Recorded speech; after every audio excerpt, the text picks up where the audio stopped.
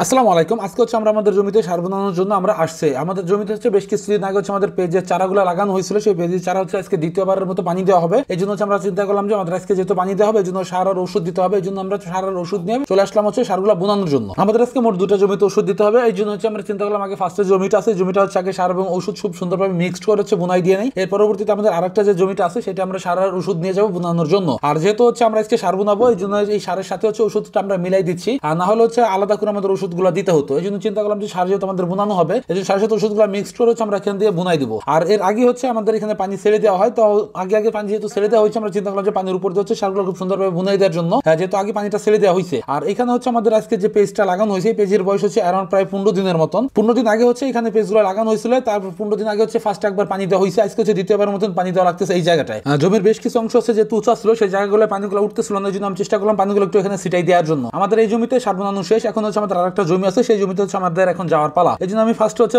সারের যে বস্তাটা ছিল সেটা হচ্ছে মাথায় নিয়ে নিলাম এবং বাদ বাকি যে জিনিসপত্রগুলো ছিল সেগুলো হচ্ছে খুব সুন্দর করে গোছগাছ করেছে পরের জমিটার জন্য রওনা দিলাম। আর পরের জমিটা হচ্ছে এইটাই, এই জমিতে হচ্ছে আমাদের এখন আবার সার বানানোর জন্য আমাদের সবকিছু তৈরি করতে হবে। যেহেতু এই জমিতে আমাদের সারও দিতে হবে এবং ওষুধ দিতে হবে এই জন্য আমরা ফার্স্ট হচ্ছে সার এবং ওষুধ খুব সুন্দরভাবে আগের মতো মিক্সড করবো। এর পরবর্তীতে হচ্ছে এটা আমরা এখানে বুনে দেবো। যেহেতু এটা আমাদের সার বানানোর হচ্ছে দ্বিতীয় পালা, জমিতে আগে একবার পানি দেওয়া হয়েছে এবং পুনরায় হচ্ছে আবার পানি দেওয়া হচ্ছে। পানি দেওয়ার আগে হচ্ছে একটু করে সার বানানোর নিয়ম, এই জন্য হচ্ছে আমরা চিন্তা করলাম যে যেহেতু একটু করে সার বোনাইতে হবে খুব বেশি সার আমাদের দেওয়ার প্রয়োজন নাই। এর আগে হচ্ছে আমাদের অনেকটাই সার বোনানো হয়, যখন পেজ লাগানো হয়েছে তখন অনেকটাই সার দেওয়া হয়েছে পেজের জমিতে। এখন হচ্ছে প্রতি কাঠায় হচ্ছে আমরা 1 কেজি করে সার দিয়ে সাথে হচ্ছে যে ওষুধটা ছিল ওষুধটা খুব সুন্দর করে মিক্সড করে আমরা এখানে দিয়ে বুনাই দিব। আর যেহেতু ওষুধটা হচ্ছে খুব সুন্দর করে মিক্সড করে বুনাই দিব, তা না হলে হচ্ছে ওষুধটা আমাদের আলাদাভাবে দেওয়া লাগতো। আমি যে অঞ্চলে থাকি এই অঞ্চলে সবচেয়ে বেশি চাষাবাদ করা হয় পেঁয়াজের যে জমিগুলো আপনারা দেখতে পাচ্ছেন এখানে যত বিস্তীর্ণ এলাকা আছে প্রতিটা এলাকা জোড়াই হচ্ছে পেঁয়াজ আর পেঁয়াজ। আর প্রত্যেকটা জমিতেই হচ্ছে মাত্র এই পেঁয়াজগুলো হচ্ছে লাগানো হয়েছে, খুব বেশি টাইম হয় না। পেঁয়াজগুলোর বয়স অ্যারাউন্ড প্রায় 15 থেকে 20 দিনের মতো হয়েছে। যারা একটু আগে লাগাইছে তাদের হয়তো 22 থেকে 23 দিন হতে পারে। আর যেহেতু আমাদের এলাকা হচ্ছে একটাই ফসল সবচেয়ে বেশি হয় সেটা হচ্ছে পেঁয়াজ, এবং পেঁয়াজের পর হচ্ছে আমাদের এই যে জমিগুলো রয়েছে এই জমিগুলো হচ্ছে পরবর্তীতে পাট বোনানো হবে। আর পেঁয়াজের যে ফলনটা আমাদের এলাকায় মাশাআল্লাহ আমাদের এলাকায় পেঁয়াজের ফলনটা খুবই ভালো হয়। তো সার বোনানোর মাঝে হচ্ছে আমার একটা জিনিস মনে পড়লো, সেটা হচ্ছে আমি বেশ কিছুদিন আগে হচ্ছে আমার জমির পাশে হচ্ছে আমি কয়েকটা গাছ লাগাই দিয়ে গেছিলাম, কুমড়ার গাছ লাগাইছিলাম এখানটায়। তো টোটাল আমি এখানে হচ্ছে 4টা ঝাড়ে হচ্ছে গাছগুলো লাগাইছিলাম কুমড়ার যে গাছগুলো, তো সেগুলো খুঁজতে খুঁজতে হচ্ছে আমি একটা ঝাড় এখানে খুঁজে পাই। আর হচ্ছে বাদ বাকি যে ঝাড়গুলো ছিল সেই ঝাড়গুলো হচ্ছে এখানে একদমই নাই।